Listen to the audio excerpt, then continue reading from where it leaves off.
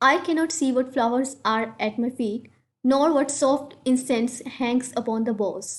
वो कहता है कि मैं नहीं देख सकता कि मेरे कदमों के नीचे कौन से फूल हैं और कौन से खुशबूदार फूल जो हैं वो डालियों के साथ लटके हुए हैं. Boughs here means branches, but in embalmed darkness guess each sweet, where with the seasonable month endows. The grass, the thicket, and the fruit tree wild. Embalm darkness वो कहते हैं कि वो उस पूरे अंधेरे में जो है वो घिरा हुआ है, बट वो क्या कर रहा है कि वो उन खुशबू को पहचानने की या जानने की कोशिश कर रहा है उस महीने में where with the seasonable month endows, जिसमें क्या उग रहा है, the grass, the thicket and the fruit tree wild, जहाँ पे नए पत्ते, घास और फ्रूट्स वगैरह जो हैं वो उग रहे हैं. तो ये बेसिकली समर का या स्प्रिंग का आप सीज़न कह लें, जिसमें summer is about to start और वो गर्मी का मौसम जो है आने वाला है. तो क्या है, जंगल में नए पत्ते, फूल वगैरह जो हैं वो खिल रहे हैं और इसमें हमारी सेंस ऑफ स्मेल इन्वॉल्व है. तो पहले हमने सेंस ऑफ टेस्ट पढ़ा था, सेंस ऑफ साउंड पढ़ी थी, और अब यहाँ पे सेंस ऑफ स्मेल जो है वो इन्वॉल्व है. White hawthorn and the pastoral eglantine, fast fading violets covered up in leaves. अब ये भी क्या है, रोज़ फैमिली का एक प्लांट है, ये फ्लावर है वाइट कलर का, एंड द पेस्टोरल एग्लेंटाइन, और ये भी एक रोज़ फ्लावर या रोज़ प्लांट है. And then violets. तो ये तीन किस्म के जो फ्लावर्स हैं, they are covered up in leaves, वो पत्तों से जो है वो घिरे हुए हैं. और फिर उसके बाद एक नेक्स्ट फ्लावर का उसने मेंशन किया है, एंड मिड मेज eldest child the coming Musk cross. अब उसने मिड मेज एल्डेस्ट चाइल्ड, हम उसने हमें ये बता दिया कि कौन सा महीना है, मई का महीना है. एंड एल्डेस्ट चाइल्ड क्या है, मस्क क्रॉस. क्यों? क्योंकि ये सबसे पहले उगता है, तो he is it is the eldest child. Full of dewy wine, the murmurous haunt of flies on summer eves. Full of dewy wine यानी शराब की तरह उसकी खुशबू है, और उस पर क्या है, मक्खियाँ जो भिन भिना रही हैं ऑन समर ईव्स. गर्मी की शामों में उस पर मक्खियाँ जो हैं वो भिन भिना रही हैं. तो इसमें देखिए उसने कितनी खूबसूरत इमेजरी जो है वो क्रिएट की है. वो कहता है कि पहले हमने देखा था कि अंधेरा है, उसे कुछ नज़र नहीं आ रहा, बस हल्की सी जो है वो रोशनी छन के आ रही है उन दरख्तों में से. और फिर वो कहते हैं कि उसे कुछ नज़र नहीं आ रहा कौन से फूल हैं, और वो उनकी सेंट को, उनकी खुशबू को जो है वो गेस कर रहा है. Darkling I listen, and for many a time I have been half in love with easeful death. Darkling यानी अंधेरा छा रहा है, एंड आई लिसन और मैं सुन रहा हूँ, और बहुत दफ़ा I have been in love with easeful death, कि मुझे जो है वो आसान मौत आ जाए और मैं मर जाऊँ. अब इसमें कीट्स का जो पर्सनल टच भी आ रहा है, क्योंकि he had to see so many he had to come to so many problems and miseries. उनकी मदर की, फादर की डेथ होगी, फिर उनके ब्रदर की भी डेथ होगी, और फिर वो खुद भी जो है वो ट्यूबरक्लोसिस से सफ़र कर रहे थे. So he wants an easeful death. Called him soft names in many amused rhyme, to take into the air my quiet breath. अब वो क्या कहते हैं कि मैंने उस डेथ को बहुत से प्यारे या अच्छे नाम दिए, जिस तरह लोग जो हैं वो अपने लवर्स को देते हैं, ताकि वो उस हवा में मेरी जो है वो सांस को ले जाए, ताकि मुझे जो है वो इस वर्ड से छुटकारा मिल जाए. Now more than ever seems it rich to die, to cease upon the midnight with no pain. और उसे लगता है कि इससे बेहतर जो है वो मरने का वक्त और कोई नहीं हो सकता.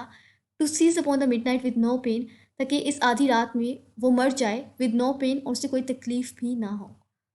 तो क्या है, आधी रात का वक्त है और पोइट जो है वो नाइटिंगेल के गाने को सुन रहे हैं, और वो कहता है कि वो इतने सुरीली है, इतनी अच्छी आवाज़ है कि अगर मैं मर भी जाऊँ तो मुझे उससे कोई पेन नहीं होगी.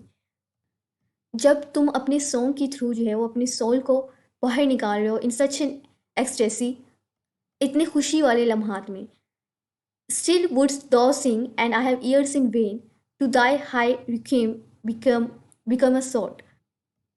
और तुम फिर भी जो है वो गाना गाती रहोगी, and I have ears in when, और उस वक्त तक जब मैं मर जाऊंगा तो मेरे कान जो हैं वो बेकार हो चुके होंगे. To thy high requiem become a sod, तो तुम्हारा ये जो गाना है मेरे लिए वो भी बेकार हो जाएगा, क्योंकि अब मैं उसको दोबारा सुन नहीं सकूँगा. अगर पोइट जो है वो मर जाता है तो कहते हैं कि मैं तुम्हारा गाना नहीं सुन सकूँगा. Thou was not born for death immortal bird, no hungry generation tread thee down. और कहते हैं कि तुम मौत के लिए पैदा नहीं हुए, ये हमेशा रहने वाले परिंदे, और ना ही कोई नस्ल जो है वो तुम्हें रिप्लेस कर सकती है, जिस तरह नस्ल दर नस्ल एक नस्ल दूसरी नस्ल को रिप्लेस कर देती है, तो वो कहता है कि तुम्हें कोई भी चीज़ जो है वो रिप्लेस नहीं कर सकती। The voice I hear this passing night was heard in ancient days by emperor and clown. तो कहता है कि इस रात में, इस गुजरती हुई रात में जो मैं आवाज़ सुन रहा हूँ, कदीम दिनों में यही आवाज़ बादशाह और उसके दरबारी सुना करते थे। Perhaps the self same song that found a path through the sad heart of Ruth. When sick for home, she stood in tears amid the alien corn. तो कहता है कि गालबन ये वो गाना है जिसने रुथ के उदास दिल में से अपना रास्ता जो है वो बना लिया था।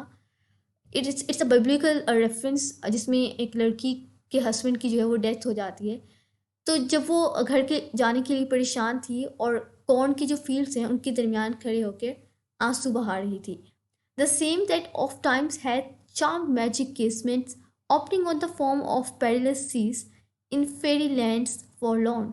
तो कहता है कि ये वही गाना है जिसने अक्सर औकात उन दरवाज़ों को अपने जादू से खोल दिया है जो कभी नहीं खुलते थे, या फिर वो शिप्स अक्सर जो दरियाव या समुद्रों में होती हैं, गहरे समुद्रों में, तो उनकी जो खिड़कियां हैं ये वो भी अगर नाइटिंगेल वहाँ पे गाना गाने लग जाए तो वो भी खुल जाती हैं इन फेरी लैंड्स फॉरलॉर्न, या फिर उन सरजमी पर जहाँ पे परियां रहती हैं। तो आप देखेंगे किस तरह टोन जो है वो शिफ्ट हुई है। पहले जो है वो उसे अंधेरा नज़र आ रहा था, फिर वो जो है इसी सॉन्ग को सुनते हुए मरना चाहता है पोइट, और फिर उसके बाद वो कहते हैं कि वो उसकी इमोर्टैलिटी को डिस्कस कर रहे बर्ड की, कि तुम हमेशा जो वो इमोर्टल हो, तुम्हारा गाना जो है वो कोई भी चीज़ उसे रिप्लेस नहीं कर सकती। Forlorn, the very word is like a bell to toll me back from thee to my soul's self. Forlorn means unhappiness या sadness, उदासी कह लें। तो वो कहता है कि ये लफ्ज़ जो है वो बिल्कुल बेल की तरह हैं कि जो जब बजती है तो मुझे तुमसे अकेला कर देती है और मैं वापस अपने सोल में या वापस अपनी तरफ जो है वो आ जाता हूँ। ये उदासी जो है वो मुझे तुमसे जुदा कर देती है। Adieu, the fancy cannot cheat so well as she is famed to do deceiving elf. Adieu means goodbye, और कहते हैं फैंसी लाइक उसकी जो इमेजिनेशन है वो मुझे इस तरह से जो है वो धोखा नहीं दे सकती, क्योंकि उसे लगता है कि, और वो मुझे जो है वो ये बिलीव करने में फ़ोर्स करती है कि मैं तुम्हारे साथ इस वर्ड को छोड़ के जा सकता हूँ, जबकि ऐसा नहीं हो सकता, वो मुझे धोखा दे रही है। Adieu, adieu, the plaintive anthem fades, goodbye, goodbye, और तुम्हारा ये जो गाना है ये आहिस्ता आहिस्ता ख़त्म हो रहा है, मुझे इसकी आवाज़ जो है वो इसकी आवाज़ आहिस्ता होती जा रही है। Past the near meadows, over the still stream, up the hillside, and now this tis buried deep in the next valley glades. और अब जो नाइटिंगेल है वो दूर जा रही है। पहले उसे करीबी जो चरागाहें थी या ग्रास लैंड थी वहाँ से उसकी आवाज़ आ रही थी, फिर ओवर द स्टिल स्ट्रीम उस नदी के करीब चली गई, अप द हिल साइड पहाड़ी के ऊपर, और अब वो उसकी आवाज़ जो है वो दब गई है। वो कहाँ पे है? वो दूसरी वादी में जो है वो चली गई है। Was it a vision or a waking dream? Fled is that music, do I wake or sleep? तो कहते हैं कि ये जो गाना मैंने सुना है ये असल में था या ये कोई ख्वाब था, या मैंने इस गाने को जो है वो जागते हुए सुना, या ये कोई ख्वाब था जिसमें मैंने उस गाने को सुना है।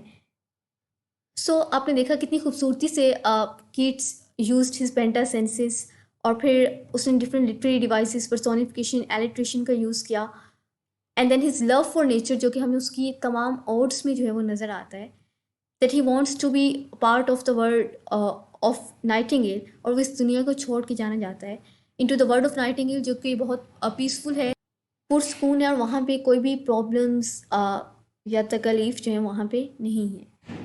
So this brings us towards the end of the video, and if you have any questions, do let me know in the comment section. I will try to respond. And thank you very much for watching. Also, if you find this video helpful, don't forget to give this video a huge thumbs up and subscribe to my channel.